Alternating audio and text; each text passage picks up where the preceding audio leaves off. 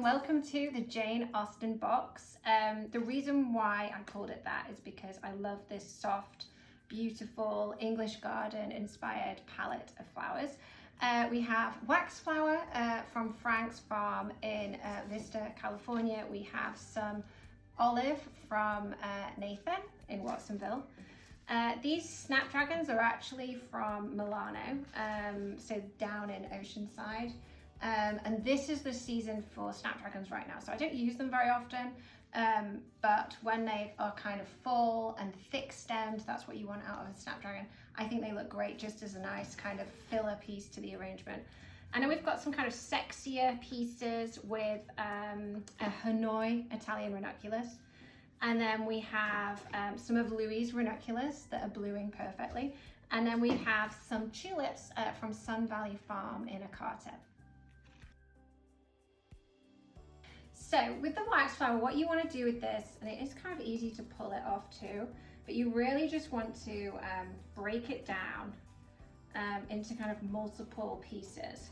The bigger pieces, you can either snap those or you can cut around them, kind of whatever works for you. But essentially, like what you want to do with the waxflower is we're going to add it inside the perimeter, inside, in front, basically in front of the olive.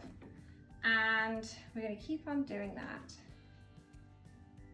until we've filled out enough shape and structure inside the arrangement, because we really need to rest the floral elements on top of a strong enough base. So this is what our waxflower is going to do.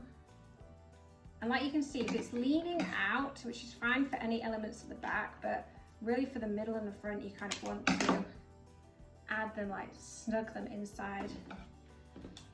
So you might need to cut them down basically, just a tiny bit more to be able to do that.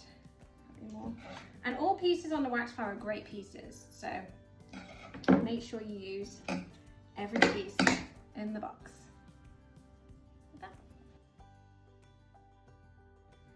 So we have loads of snapdragons. I think you have 5 snapdragons in this. Really nice therapeutically kind of enhancing technique is just to strip them, cut them, and then add them in. And strip, cut, add them in. And basically I would suggest adding them inside really where you want. You can have them at different heights as well. They will open up through the stem as the week goes up, as the week progresses. This one is wobbly, it doesn't want to stay. There we go. Ah! It's kind of funny because you get ones with these strange curves.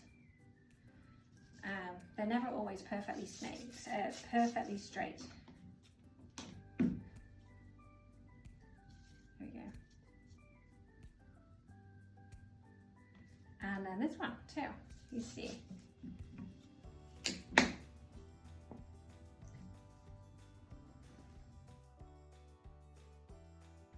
So then we have our floral palette, and truthfully, I would suggest starting with the Hanoi ranunculus, which is, the way to tell the difference is it's more like a flatter shape, and then it has lots and lots and lots of layers from the outside to the inside. This one is the Italian ranunculus variety. They're really special, so I would suggest really putting this one, you want it front and center because you want to show it off as much as possible.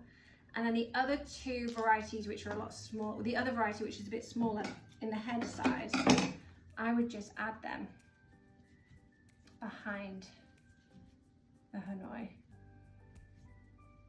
Oh. There we go.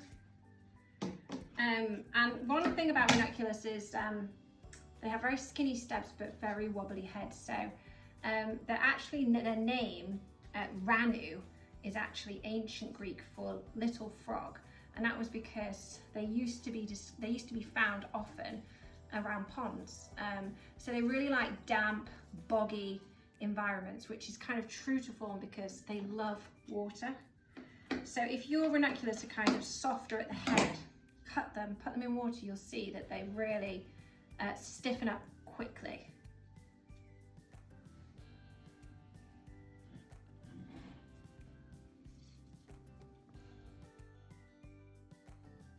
So your tulips are going to open up a lot. When you first get them, you might find that the leaves are really recessed to the stem and the head is incredibly tight. So what I would do in that situation is literally just cut the end and then put them in water in and around the arrangement just to let them hydrate and open up, and that'll take about a day. Then after that, you're going to find that the leaves start to flop. So you just want to strip off the floppy leaves. The cleaner the stem on tulips, truthfully, the better. And then one technique that you'll see I use quite often is turning the petals of this soft blush tulip colour inside out, and lovely. And then what you can do is you can just put them inside anywhere you find a gap for them. They will grow to find light tulips, so they're going to grow taller as the week progresses. So that's kind of cool because it can help to create shape. But you might find, as a result of that, you might want to cut them down every couple of days. Or you might just let them embrace the light, which we should all do, honestly. We all love the sun, so the sunnier the day, the taller the tulips are going to grow. Now where should I put this one? I think I'm going to put this one down.